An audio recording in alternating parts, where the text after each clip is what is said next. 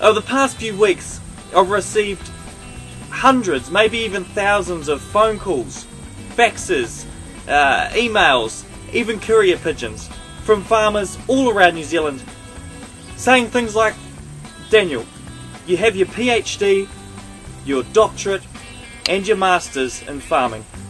You're the only man who can help us through this drought. Could you give us some tips?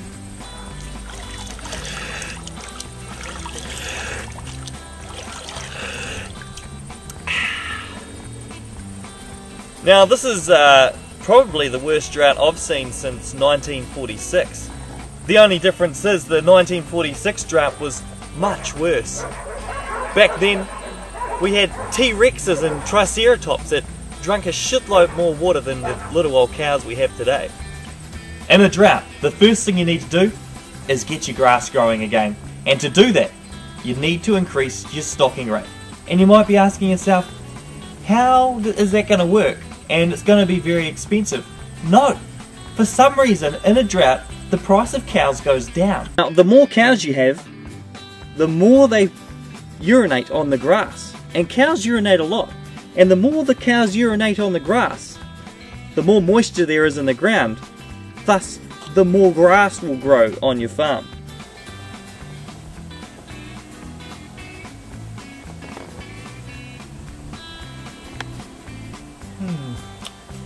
Now, one thing you need to understand about your cows is that cows are like the pigs of the animal kingdom.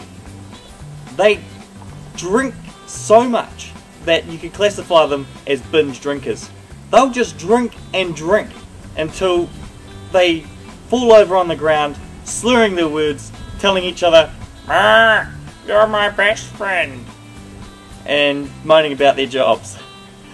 The other thing you need to know is that they have an eating disorder. I don't know if it's a thyroid problem, I don't know if it's their genetics, but they basically eat a lot. And sometimes they eat so much that they can't even fit the food that they're eating inside them. So they have to poo while they eat to make room for what they're eating. So they poo and eat at the same time. It's like a never-ending cycle of food turning to poo and then coming out the other side of them.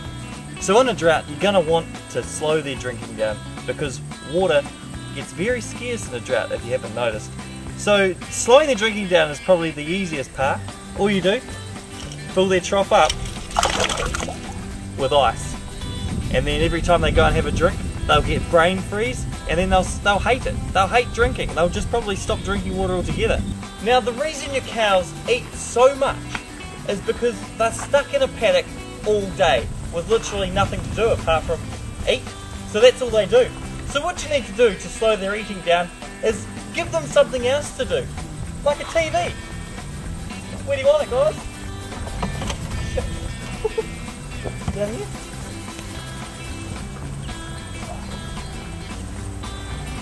I don't know, they might like to watch a bit of country calendar. The other thing you can do is give them a rugby ball, a soccer ball, or even a netball. They'll kick that around as well. Here you go, guys. Get into it. Hey. Now the other way you can slow your cows eating down is make them feel self-conscious about all the food that they're eating. See this? Look, this is Kim Kardashian. She used to be skinny and hot. Now she's fat and ugly. In a drought you need to find alternative food sources, and the best thing you can do is utilise what you've already got on your farm. Now what you have to remember about your cows is at the end of the day they are women, so they're going to be fussy as shit. Now if you look through your paddock you'll see that, that a lot of these cows leave behind these long stalky bits of grass and a lot of weeds as well. Well, pop down to your local Mitre 10 Mega and grab yourself some green paint on sale, and I'll tell you what, this is what you do. Get that green paint and paint those long stalky bits. Now the cows don't eat them because they're brown, you see. So if you paint those green, you have to use a toothbrush too because it's quite a fine job, but go along and paint all that green, and even your weeds too. Your dead thistles is always another good one. And you'll find your cows will go along and eat it all. I spent a lot of time at university doing my master's, PhD and doctorate in farming. And I can tell you, after all that time I spent at university, the most valuable thing I learned was that Megarang noodles are the best value for money feed that you can find for your cows. Now if you can't get Megarang and you end up getting 2-minute noodles, don't feed them beef flavour because that could result in mad cow disease. Here you go mate, try that, get some of that down here.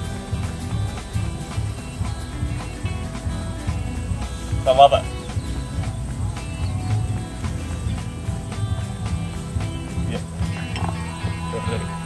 If all else fails, what you need to do is find a stream like this one here. This stream has the New Zealand native endangered Tawhiti turtle living in it. Now these streams are protected, and you'll find these protected streams that have native animals living in them that are endangered generally have more sustenance and minerals in the water than your average water source. So in a drought, what you need to do is funnel that water onto your farm for your cows. Get it in your troughs, irrigate it onto your paddocks, and stuff the protection. This is a drought. Your crossbred Frisian crossed with Jersey cows from China and France are a shitload more important than some stinking native turtle that's living down there. If you follow all of my advice and you still manage to struggle through the drought, then obviously you haven't followed my advice properly. But what you need to remember is at the end of the day, during a drought, you need to go home, kick back, have a beer and relax. And thank your lucky stars that you're not stuck back in 1946 farming Triceratops and T-Rexes. And I'll tell you what, I'll tell you another thing. It might not matter soon anyway because America's gone and pissed off North Korea, so we don't know what's going to happen. So just don't worry.